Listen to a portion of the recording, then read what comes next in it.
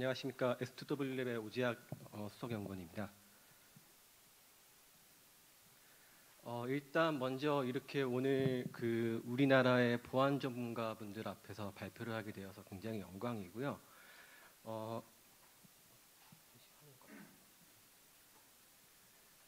일단 말씀드리기 전에 사실 저는 IT나 보안계에서 커리어를 쌓은 사람이 아니라 이제 전략 컨설턴트로 지난 10년 동안 근무를 했었습니다.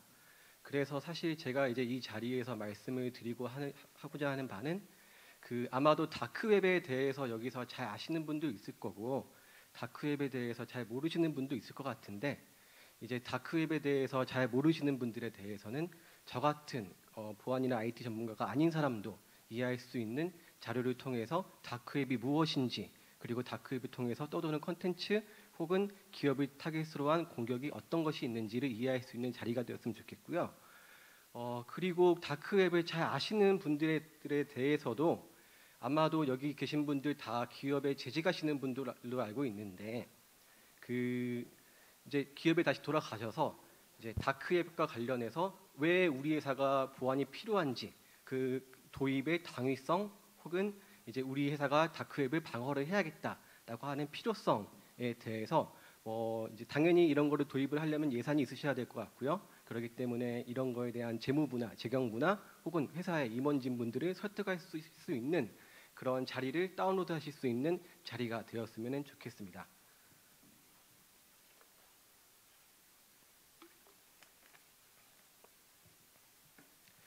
일단 오늘 발표는 가급적이면은 다크웹이 무엇인지에 대해서 이제 쉽게 설명을 드리는 자리를 먼저 마련할 거고요. 그 다음에는 최근 유행이 되고 있는 기업을 타겟으로 한 다크웹발 사이버 범죄 동향과 대응 방안이 어떻게 될지를 말씀드리는 자리를 가지도록 하겠습니다.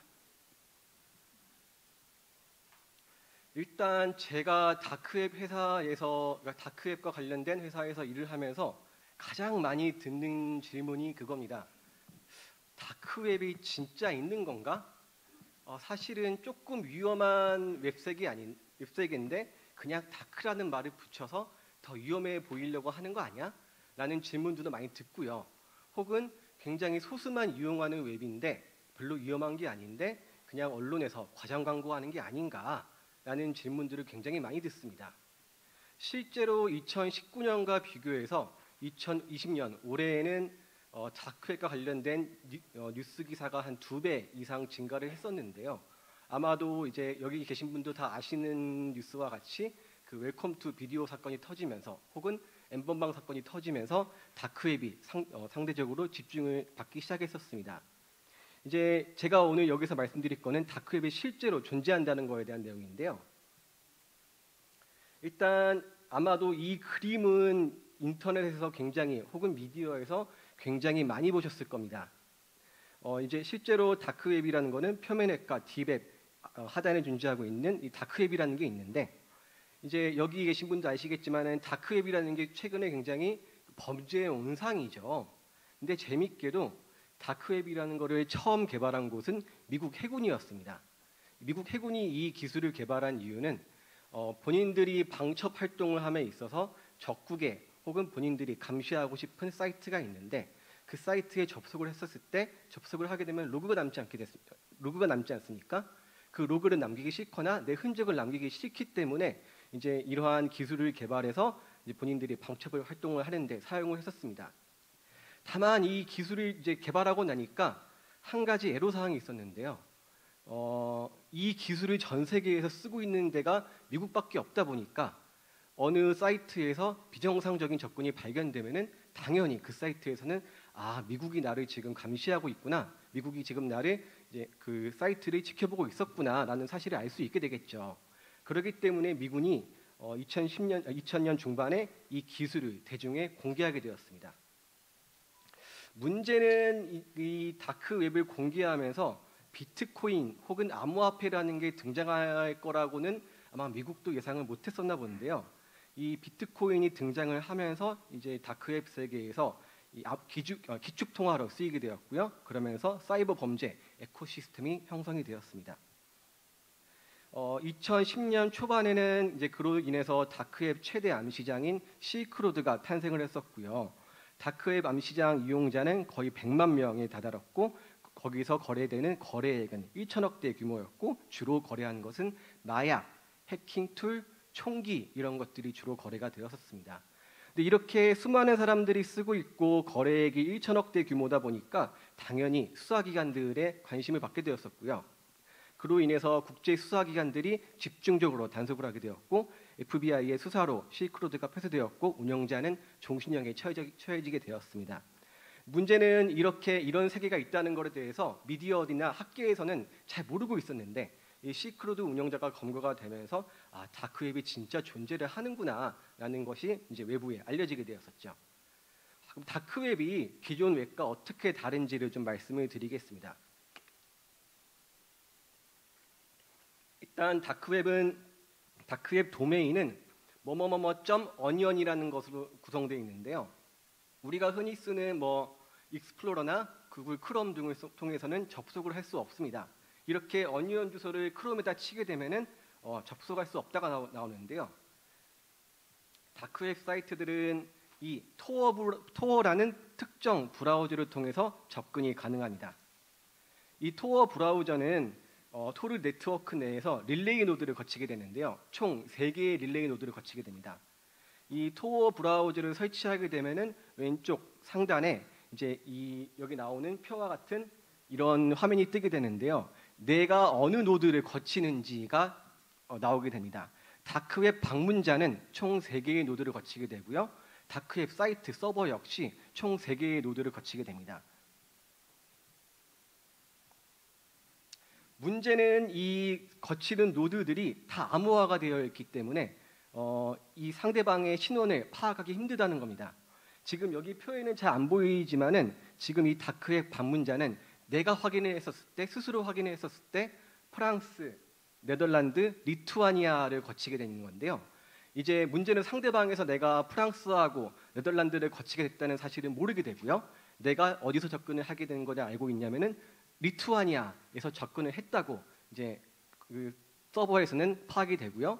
반대로 서버에서도 방문자 입장에서도 서버가 리투아니아에 있구나라는 사실 정도만 파악이 되고 나머지 사실에 대해서는 파악하기 힘듭니다. 물론 수사기관에서 이에 대해서 이제 집중적으로 수사를 하고 나 이 사람 정말 잡을 거야라고 마음을 먹게 되면은 일단 먼저 네덜란드로 가서 네덜란드의 수사 협조를 받아야겠죠. 수사 협조를 받고 이 IP가 어디서 왔고 이제 어떤 정보를 가지고 있고 무슨 데이터를 보냈는지를 먼저 수사를 해야 될 것 같고요. 그 다음에 프랑스가 파악이 되다 보니까 다시 프랑스의 수사 협조를 받고 정보를 받아야 되는 번거로운 상황이 생기게 되고요. 이로 인해서 사실 거짓 익명성이 99% 이상 보장된다라고 할 수 있겠습니다. 그로 인해서 방문자는 익명성이 보장이 되고요. 사실 다크웹이 굉장히 범죄의 온상인 것만은 아닙니다. 초반에는 이렇게 익명성이 보장되다 보니까 이 언론의 자유나 기밀 폭로 같은 사이트들이 굉장히 다수 있었고요. 이제 실제로 이따 보여드리겠지만은 다크웹 유저의 상당수는 언론의 통제가 심한 국가들이나 혹은 언론의 통제가 심한 국가들이나 혹은 이란이나 중국 같은 사이트들에서 굉장히 접근을 많이 하시는 것을 확인하실 수 있습니다. 이제 아니면은 회사의 내부 사정을 고발하는 휘스블로어들도 다크웹들의 익명성을 활용을 굉장히 많이 해서 이제 사이트들을 개설했었습니다. 실제로 이런 사이트들은 지금도 존재를 하고 있고요. 이란이나 이런 데서는 이러한 다크웹 미디어를 통해서 본인들의 입장을 발표하기도 합니다. 문제는 아까 말씀드렸다시피 이 암호화폐라는 게 2000년 말, 그러니까 2010년 초반에 안정화가 되면서 암호화폐 결제가 가능하게 되었고요. 블랙마켓 에코시스템이 형성이 된 겁니다. 그동안은 이런 것을 거래할 수 있는 일종의 플랫폼만 존재를 했는데 이런 플랫폼 내에서 마약이나 해킹 툴을 거래를 하려다 보니까 우리가 흔히 쓰고 있는 시중은행들을 쓰게 되면은 당연히 본인의 신원이 남게 되겠죠. 혹은 대포 통장을 만들더라도 대포 통장을 통해 거래를 하더라도 굉장히 쥐가 잡힐 가능성이 높습니다. 근데 이 암호화폐는 믹싱이 가능하기 때문에 이 암호화폐를 통해서 결제를 하게 되면은 이 말 그대로 블랙마켓의 에코시스템이 형성될 수 있는 최적의 조건을 갖추게 된다고 말씀드릴 수 있습니다. 실제로 암호화폐는 다크웹 내에서 기축통화로 역할을 하고 있고요. 수많은 사이트들이 비트코인이나 모네로를 통해서만 결제를 받습니다. 오히려 우리나라에 있는 그 다크웹 사이트 같은 경우는, 마약 사이트 같은 경우는 현금 거래를 금지하고 있습니다. 사실 흔적이 안 남는 거래를 하려면 가장 좋은 거래는 현금 거래 아니겠습니까? 내가 만나서 돈을 미리 뽑아 놓은 다음에 그 자리에서 마약을 사면서 현금을 주면은 아무런 흔적도 안 남을 텐데 왜 현금 거래를 지양하고 비트코인이나 모네로를 통해서 거래를 하느냐? 아마도 이런 것들은 실제로 이제 그 딜러하고 구입자가 만나서 현금 거래를 할 때 서로 얼굴이 파악이 되다 보니까 이제 한 사람을 잡게 되면은 뭐 딜러에 대해서 얼굴을 보여주면서 혹시 이 사람이랑 거래를 하지 않았어? 라는 사태가 벌어질 수 있기 때문에 가급적이면 현금 거래는 지양하고 있고요. 비트코인이나 모네로를 통해서 거래를 하는 것을 이제 추천하고 있습니다.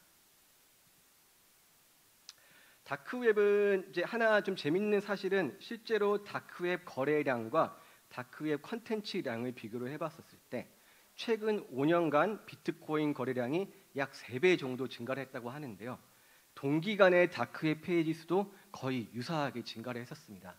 이 3배 증가를 한 점은 아마도 뭐 굉장히 우연의 일치일 수도 있겠지만은 일단 비트코인 거래량이 증가를 하면서 다크웹 컨텐츠가 증가를 했다라는 사실에 대해서는 자명한 사실일 것 같습니다. 그러면 이제 다음으로 간단하게 다크웹 내에는 어떤 컨텐츠들이 있는지 간단하게 말씀을 좀 드리겠습니다. 실제로 다크웹 내에는 뭐 합성마약, 대마 아니면 뭐 우리가 흔히 알고 있는 뭐 메스암페타민 이런 것들을 거래할 뿐만이 아니라 자낙스, 졸피뎀 이런 수면제 혹은 안정제, 스테로이드 이런 것들도 거래를 굉장히 많이 하고 있고요. 최근의 동향은 뭐냐면은 예전에는 이제 그 우리가 흔히 이제 속된 말로 부르는 히로뽕이나 이런 것들을 주로 거래했다고 하면은 해외 사이트에서 자낙스나 졸피뎀 같은 이제 화이자나 아스트라제네거스 같은 완성제약사의 제품들을 이제 수입해 오는 게 하나의 동향인데요. 이러한 동향이 생기는 이유는 세관에서 아무래도 걸리지 않기 때문이겠죠.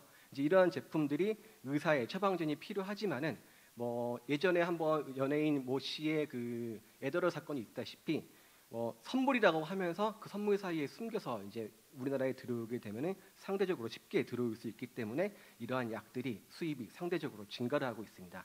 이러한 사이트들은 다크웹 내에 저희가 파악하는 바로는 수만 개 이상 있고요. 이제 마약이 가장 다크웹 내에서 대표적인 컨텐츠를 할 수 있겠습니다. 재미있는 점은 다크웹 내에서 이런 총기나 화기도 거래를 굉장히 많이 합니다. 심지어는 이러한 그런 권총, 라이플 이런 것뿐만이 아니라 수류탄, 자이로스코프 혹은 저기 하단에 보이는 이 네모난 거는 헬리콥터 조정과 관련된 부품이라고 하는데 이러한 부품들도 다크웹 내에서 거래를 많이 하고 있고요. 오른쪽에 보이는 총기가 많은 페이지는 저기 페이지 나와 있는 사람이 동유럽의 내전 중의 국가에 있는 겔라군인데 본인들이 쓰지 않는 총기를 다크웹 내에서 판매를 하고 있습니다. 이런 총기를 판매하는 사이트들도 매주 거의 2-3개 이상 신설될 정도로 굉장히 활발하게 거래가 되고 있는 상황입니다. 매주 1-2개 이상 발견되는 사이트가 또 있는데요. 이제 우리로 치면은 흥신소겠죠. 흥신소 혹은 암살일 수도 있겠는데 살인 청부를 하는 사이트들도 다크웹 내에는 굉장히 많이 있습니다. 실제로 이게 되는지 안 되는지에 대해서 저희가 확인을 할 수는 없었는데 이제 이렇게 내가 죽이고 싶은 사람 혹은 다치게 하고 싶은 사람이 누군지를 검역하고 이제 비트코인을 입금하면은 내가 이걸 해주겠다라는 서비스들이 다크웹 내에는 굉장히 많이 있고요. 금괴 거래는 다이아몬드 거래 같은 경우는 정말 많습니다. 거의 저희가 계산해 본 바로는 시중가의 한 50% 정도로 금괴를 판매하고 있고요. 이제 위조 명화 같은 경우도 판매하고 있고 이제 코로나 사태가 터지고 나서 이제 한 5월 달쯤에 해외에서 한창 마스크 수급이 어려웠을 때 이렇게 그 코로나용 마스크들도 다크웹 내에서 판매를 많이 하고, 심지어 어떤 딜러 같은 경우는 내가 백신을 판매하고 있다, 예방제를 판매하고 있다라는 식으로 이제 그 마켓 내에서 홍보를 하고 있었습니다. 뭐 이러한 제품들도 많이 취급을 하고 있기 때문에 다크웹 내에서 취급 상품의 영역 한계는 없다라고 볼 수 있을 것 같습니다. 다크웹 유저 도대체 누가 이용하는가를 간단하게 좀 말씀을 드릴게요. 이제 초반에는 한 일일 이용 유저가 한 60만 명 정도가 되었습니다. 하지만 아까 말씀드렸다시피 그 비트코인 암호화폐 생태계가 형성이 되면서 급격하게 유저 수가 증가하게 되었죠. 한 2013년부터는 거진 일일 이용 유저가 200만 명 정도로 확 증가를 하게 되었고요. 이제 이렇게 증가를 하고 나서 수많은 블랙마켓들이 엄청나게 많이 생겼습니다. 그러다 보니까 수사기관에 집중 조명을 받게 되었고요. FBI나 유로폴 같은 수사기관들이 이러한 그 다크웹 사이트 운영자들을 집중적으로 단속을 하면서 사이트들이 상당히 많이 없어지게 되었고, 그로 인해서 다크웹 유저는 상당히 많이 줄어들게 되었었습니다. 문제는 이 운영자들도 이렇게 수사기관의 그 조명을 받으면서 좀 러닝이 있었나 본데요. 어떻게 하면은 내 흔적을 더 남기지 않을 수 있고, 어떻게 하면은 잡히지 않은 상태에서 효율적으로 다크웹 사이트를 운영할 수 있는지에 대해서 러닝이 있었나 봅니다. 그로 인해서 이제 다크웹 유저 수는 다시 조금씩 회복을 하게 되었고요. 이제 2020년 기준으로 거진 200만 명 이상이 일일 접속자로 사용을 하고 있습니다. 이제 다음 장표에서 말씀드릴 내용이긴 한데, 코로나 사태가 터지고 나서 지금 여기 나와 있는 2020년 내용은 제 기억으로 한 1월부터 5월 정도까지의 내용이고, 그 이후의 자료를 보자면은 다크웹 유저 수가 거진 250만 명으로 증가를 했습니다. 아마도 이렇게 증가를 하게 된 원인이 유럽 국가들에서 굉장히 많이 증가를 하게 되었었는데, 그 코로나 사태가 터지고 나서 유럽 국가, 특히 북유럽 3국 같은 국가는 굉장히 마약의 의존도가 심한 국가로 알고 있는데, 오프라인에서 마약을 구입하지 못하다 보니까 다크웹에서 마약을 구입을 하면서 다크웹 유저 수가 많이 증가를 하지 않았나라고 저희는 추정을 하고 있습니다. 국가별로 보자면은 사실 이제 미국이나 유럽 유저로 이제 이용을 많이 하고 있습니다. 뭐 당연한 말이겠지만은 다크웹을 하려면은 다크웹을 이용할 수 있는 환경이 필요하겠죠. 인터넷에 접속을 해야 되고요. 가급적이면은 모바일보다는 데스크탑이 다크웹을 사용하기 편한 환경일 겁니다.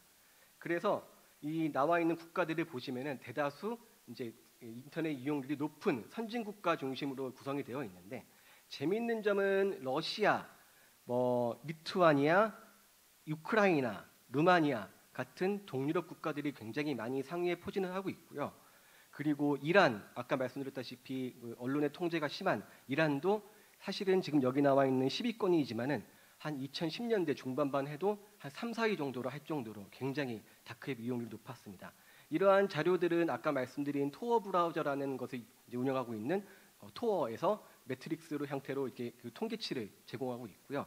이제 이런 것들을 보면은 어느 국가에서 많이 이용을 하는지 알 수 있습니다. 우리나라는 한 20위권 정도를 하고 있는데, 사실 우리나라가 굉장히 인터넷 강국임에도 불구하고 순위가 굉장히 낮은 수준이죠. 사실 근데 여기 나와 있는 국가들 보시면은 사실 대다수가 인구수가 굉장히 많은 국가, 당연하겠죠. 뭐 인구수가 많을수록 인터넷 이용률에 비례해서 이제 그 인터넷 유저가 다크웹 유저가 많을 테니까요. 하지만 그럼에도 불구하고 한국 유저 수가 20위권 정도 된다는 거는 그렇게까지 높은 숫자가 아니고, 그리고 또 그러기 때문에 그러면은 우리나라 사람들은 다크웹에 대해서 조심을 하지 않아도 되는 거 아닌가라고 생각을 할 수 있겠는데, 이 다음 장표를 보시면 좀 생각이 달라질 수 있습니다. 저희가 지난 3년간 주요 국가 유저 수 추이를 좀 살펴봤습니다. 대략적으로 2018년에 비해서 2020년까지 유저 수가 비슷비슷하다든지 혹은 소폭 증가를 한 게 전체적인 양상임에도 불구하고, 미국이 한 20% 정도 증가를 했었고요. 러시아도 12% 정도 증가를 했었고, 유럽 국가들이 굉장히 큰 하락세를 보이다가 이제 코로나 사태가 터지고 나서 다시 회복을 하는 모습을 보이고 있었습니다. 한국이나 중국이 굉장히 높은 성장세를 보이고 있죠. 아마 제가 계산한 바로는 거의 우리나라가 2018년 대비 2020년 다크웹 유저 수가 가장 많이 증가한 국가 중에 하나로 알고 있는데 지금 거진 1일 이용 유저 수가 9,000명 정도에서 16,000명 정도로 늘게 되었는데 이게 올해 여름에는 2만 명까지 증가를 했었습니다. 게다가 또 우리나라 같은 경우는 인터넷 이용률이 높고 다크웹을 이용하기에 굉장히 좋은 환경이다 보니까 이러한 그 증가폭이 앞으로 높으면 높았지 이게 더 낮아지거나 혹은 다른 국가 대비 낮아질 거라고는 생각이 되지 않고요. 그렇기 때문에 우리나라도 굉장히 다크웹에 대해서 조심을 해야겠다라는 것이 저희의 분석이었습니다. 이 다크웹 국내 유저들이 증가를 하면서 우리나라 우리나라 유명한 사이트들이 한 5개 정도 있는데 이러한 사이트들에서 활동을 하다가 수사기관의 뒷중이 조명되면서 우리나라 사이트들이 굉장히 많이 폐쇄되거나 운영이 중단되는 사태가 벌어졌는데요. 이제 이렇게 운영을 중단하고 재개하는 사태가 벌어지면서 약간 이런 거에서 질렸는지 해외 사이트로 굉장히 적극적으로 진출하기 시작했습니다. 그래서 해외 사이트에서 영어가 되는 유저들 같은 경우는 내가 한국인임을 소개하면서 해외 사이트에서 적극적으로 활동을 하고 있고요. 혹은 한국과 관련된 정보들을 해외 사이트 내에서 해킹 포럼에서 판매를 하는 경우도 굉장히 많이 있었습니다. 근데 이제 아마도 우리나라 사람들의 특징일 것 같은데 미국에 나가도 코리안타운을 만들고 호주에 가도 코리안타운을 만들지 않습니까? 해외 사이트 내에서도 한국 커뮤니티를 형성하기 시작했습니다. 해외 챈인데 해외 포럼인데 이 중에서 한국인들끼리 대화를 하면서 본인들만의 영역을 구축하고요.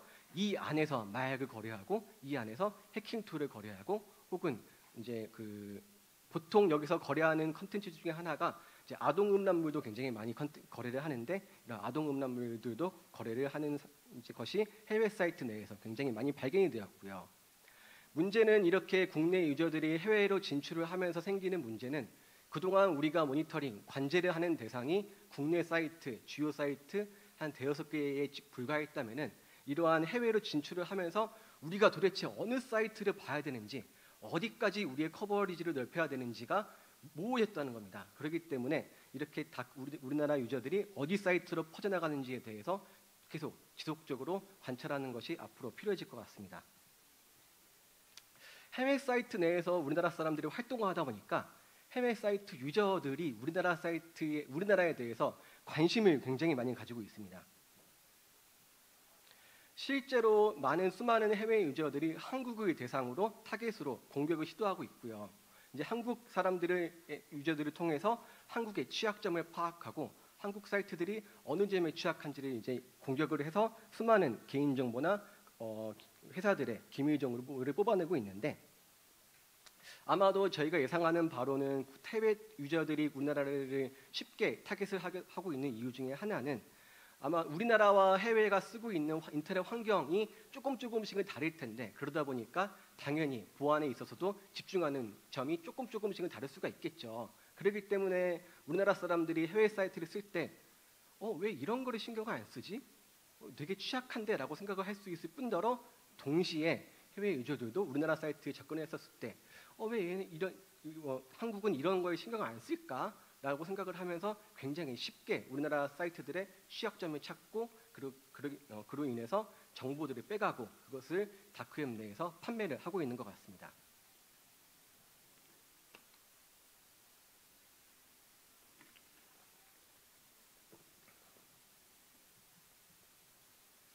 그럼 이제 다음으로 여기 계신 분들이 좀 더 관심이 있으실 만한 다크웹 내에서 기업을 타겟으로 도대체 무슨 일이 벌어지고 있는데 이런 것들을 좀 더 말씀을 드릴 텐데요. 굉장히 저의 소개가 좀 늦었죠. 저희 회사의 소개가 늦었는데 일단 이거를 말씀드리는 이유는 쟤네가 도대체 뭐 하는 회사인데 저걸 말하고 있지? 라는 걸 궁금하실까 봐 정말 간단하게 저희 회사에 대해서 설명을 드리겠습니다. 저희 S2W랩은 2017년에 이제 설립된 스타트업인데요.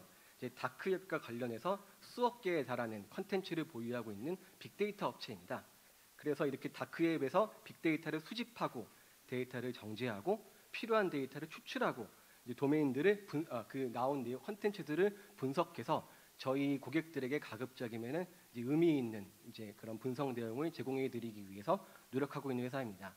이제 저희는 보통 저희가 설립 초기에는 수사기관들을 상대로 이제 업무를 많이 진행을 했는데 최근에 기업들을 타겟으로 공격이 많아지면서 수많은 기업들이 저희에게 이제 문의를 좀 하고 있고요.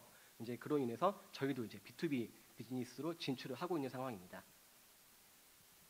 저희가 가지고 있는 그 수많은 데이터 중에서 이번엔 제가 이 오늘 자리를 위해서 사이버 범죄 그 주요 다크웹 해킹 포럼에 있는 커머스 게시판에서 판매되고 있거나 구인란을 통해서 이제 판매되고 있는 사이버 범죄와 관련된 키워드들을 추출해 봤는데요.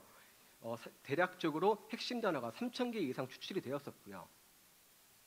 이게 저희가 뽑은 워드 클라우드 맵인데 보시면 딱 보시다시피 개인 정보, 기업 정보 이러한 단어들이 굉장히 크게 박혀 있죠. 이 다크웹 내에서 이렇게 어카운트, 베이스, 코퍼레이트, 데이터, 어세스 이런 단어들이 굉장히 그런 판매 게시판에서 언급이 많이 되고 있는 상황입니다. 이거를 약간 시계열별로 보자면은 개인정보, 기업정보, 랜섬웨어와 관련된 단어들이 굉장히 크게 증가를 했었죠. 그래서 이 세 개에 대해서 좀 더 집중해서 저희가 설명을 드리도록 하겠습니다. 근데 문제는 이런 랜섬웨어도 그렇고요. 개인정보도 그렇고 타깃은 하나입니다. 랜섬웨어도 결국 기업을 타깃으로 정보를 추출하기 위해서 다크의 포럼 내에서 판매를 많이 하고 있고요. 개인정보도 결국은 기업 정보를 추출하기 위한 수단으로 쓰이고 있습니다. 이거에 대해서 하나씩 설명을 드릴 텐데요. 일단 먼저 랜섬웨어를 좀 설명을 드리자면은 최근에 우리나라 대기업 이제 L그룹, S그룹, 또 다른 S그룹이 다크웹 해킹 그룹에 의해서 이제 공격을 당했었고요. 데이터가 유출이 된 상황이 있었습니다. 이제 그러면서 국내 미디어의 관심도 높아지고 이제 공중파의 메인 뉴스에도 나오게 되었었는데요. 이로 인해서 우리나라의 관심이 좀 높아졌죠. 이렇게 기업들을 타깃으로 하는 이유는 딱 하나일 겁니다. 수익성이 높다. 그렇기 때문에 다크웹 내에서는 정말 빠른 속도로 여기 나와 있는 건 연도가 아니고 월입니다.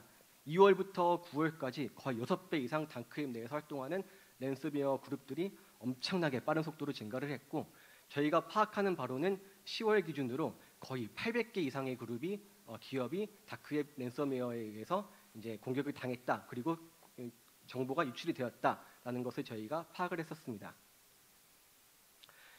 문제는 이러한 랜섬웨어에 관련된 정보들이 다크웹 마켓 내에서 굉장히 저렴한 가격에 판매가 되고 있고요. 우측 하단에 보시는 랜섬웨어 제조 프로그램은 클릭 몇 번만으로 이제 랜섬웨어를 제조할 수 있는 프로그램인데 타노스라는 랜섬웨어 프로그램입니다. 근데 이 프로그램의 이제 특징은 뭐냐면은 한글 파일을 위장할 수 있는 이제 랜섬웨어를 만들 수 있습니다. 이제 국내 주요 기관들이 한글을 사용하다 보니까 이 한글 파일을 위장을 해서 랜섬웨어를 보내는 스피어피싱 같은 것에 활용할 수 있는 랜섬웨어를 제조하는 툴을 랜섬웨어에서 판매를 많이 하고 있고요. 이러한 것들에 대해서 어떻게 우리가 먼저 선제적인 대응을 할 수 있냐? 이제 재밌는 점은 다크웹 내에서 활동을 하고 있는 해커들이 이제 굉장히 본인들만의 영역이라고 생각해서 그런지 다크웹 내에서 활동을 하면서 본인들의 랜섬웨어가 어떤 것을 주로 공격을 하고 있고 우리가 어떤 사람을 구직을 하고 있고 우리 팀이 몇 명이며 이제 미디어에는 어떤 방식으로 커뮤니케이션을 하고 있고 이런 것들을 정말 주저리 많이 써놓습니다. 이런 것들에 대해서 하나하나 미리미리 저희가 데이터들을 모으기만 해도 우리가 가지고 있는 점에서 우리가 가지고 있는 시스템에서 이러한 점을 좀 집중적으로 보완을 해야겠다라는 점들을 굉장히 많이 정보를 찾을 수 있기 때문에 이러한 점들을 집중해서 모니터링을 한다면은 조금 더 안전한 보안 활동을 하실 수 있을 거라 생각이 듭니다. 또한 이거는 이제 한 예로 아바돈이라는 랜섬웨어 사이트인데 이제 본인들이 홍보를 하면서 우리들이 공격하는 방법, 언제 공격을 할 것인지 이런 것들도 써놨었거든요. 그렇기 때문에 대략적인 공격 시기도 예측을 할 수 있다라고 할 수 있겠습니다. 개인정보를 통해서 도대체 기업을 어떻게 공격하는데 라고 생각을 해봤을 때는 이러한 공개 프로그램이죠. 거의 공개 프로그램인데 이러한 프로그램을 통해서 거의 한 번에 수십 개, 수백 개 이상의 사이트들, 특히 보안이 취약한 중소기업이나 기관들을 상대로 개인정보들을 대단위로 추출을 하고 있고요. 주로 대학이나 기관, 중소기업들이 타겟입니다. 이렇게 추출된 데이터들은 거의 저희가 추측하는 바로는 거의 이제 글로벌 기준으로 저희가 수집한 개인정보가 130억 건입니다. 전 세계 인구를 넘죠. 굉장히 많은 개인정보가 추출이 되고 있고요. 이 추출된 개인정보는 이메일이나 비밀번호뿐 아니라 SNS 계정이나 카카오톡 계정 같은 크리티컬한 정보들도 굉장히 많이 포함을 하고 있습니다. 근데 저희가 이제 이것들을 뭐 국내 주요 이메일 도메인이나 이제 기관들을 이제 저희가 추출을 해봤는데 굉장히 많죠. 근데 문제는 이러한 정보들이 이 중에서 우리 회사 것은 무엇이 있을지, 또 이만한 130억 건이나 되는 자료들을 어떻게 관리할지가 문제가 될 수 있을 것 같습니다. 마무리 부탁드리겠습니다. 알겠습니다. 네.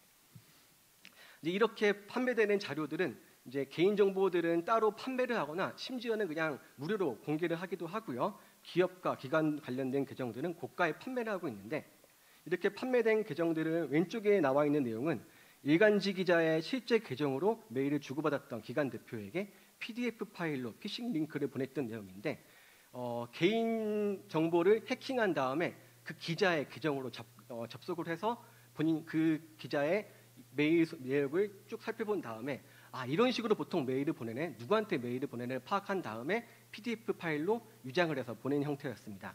혹은 이렇게 오른쪽 나와 있다시피 나와 있는 유출된 정보 중에서 그 하나를 골라서 구글링을 해보면은 그 사람의 SNS 정보가 나오게 되고요. 그 사람이 어디에서 일하는지가 나오기 때문에 그 계정을 그대로 기입하게 되면은 저 계정에 접근할 수 있기 때문에 굉장히 위험성이 높다. 그리고 그 중에서 기업 정보를 추출할 수 있게 되겠다라고 말씀드릴 수 있겠습니다.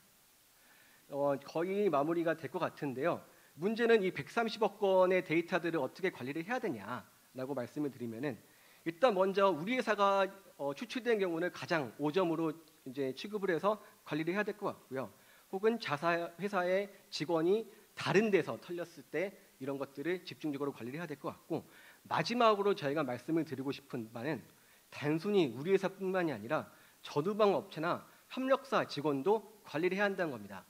이게 왜냐하면은 올해 이제 그 피해를 받았던 국내 A사나 S사 같은 경우는 다 본인 회사를 통해서 공격을 당한 게 아니라 호주에 있는 협력사를 통해서 유출이 되었다든지, 혹은 해외 지사를 통해 공격을 당했다든지, 혹은 그 본인들의 1차 합청업체를 통해서 공격을 당했다든지, 이런 식으로 공격을 많이 당했기 때문에 일하시는 주요 협력사나 전후방 업체들도 이렇게 관제하는 대상에 꼭 포함을 시켜야 효과적이고 효율적인 보안 활동을 하실 수 있을 거라 판단이 되고 있습니다. 이게 저희 매진말인데요. 매진말은 저희가 그 제공드린 자료에 다 나와 있으니까 한번 참고해 보시면 될 것 같고요. 관련해서 궁금하신 내용이 있으면 따로 말씀을 주시면 좋겠습니다. 감사합니다.